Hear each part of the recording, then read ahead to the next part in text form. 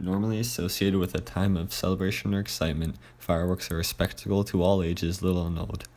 A natural sense of spectacle and fascination contributes to the popularity of fireworks.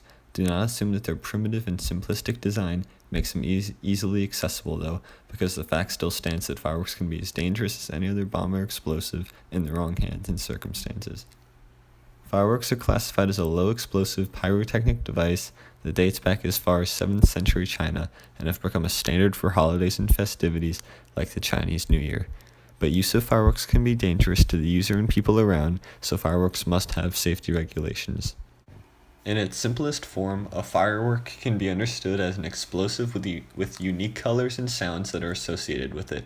According to sci-fun.chem.wisc.education, the signature colors that fireworks are best known for are made by heating metal salts, which could be calcium chloride, sodium nitrate, and more. The atoms of each element absorb the heat, which then rearranges its electrons into an excited state. The excess energy from the element's excited state is released and determines the firework's color.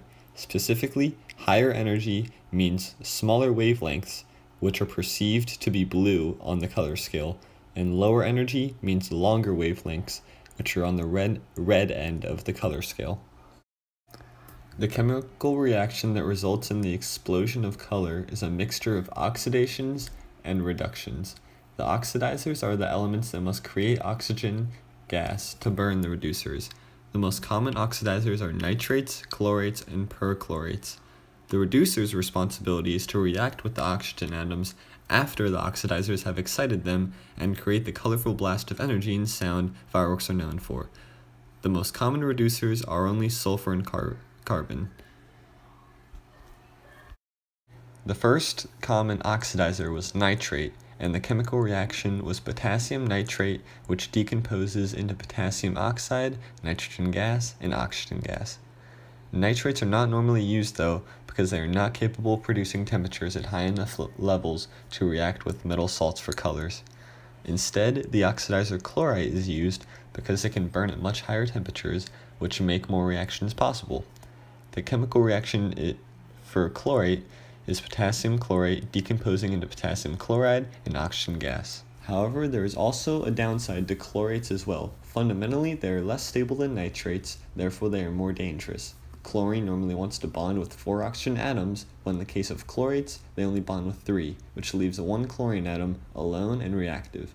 The point is, a chlorate firework can possibly explode when accidentally dropped on the floor. A simple solution to an easy alternative is using perchlorates because they can bond to all 4 oxygen atoms. Just like I mentioned previously with chlorate fireworks, they can be highly dangerous but are used so often in celebrations and festivals that some may forget the inherent danger that comes with their use. Sci-fun.com notes that over 8,000 people are injured from personal use of consumer fireworks, and half of those people are children.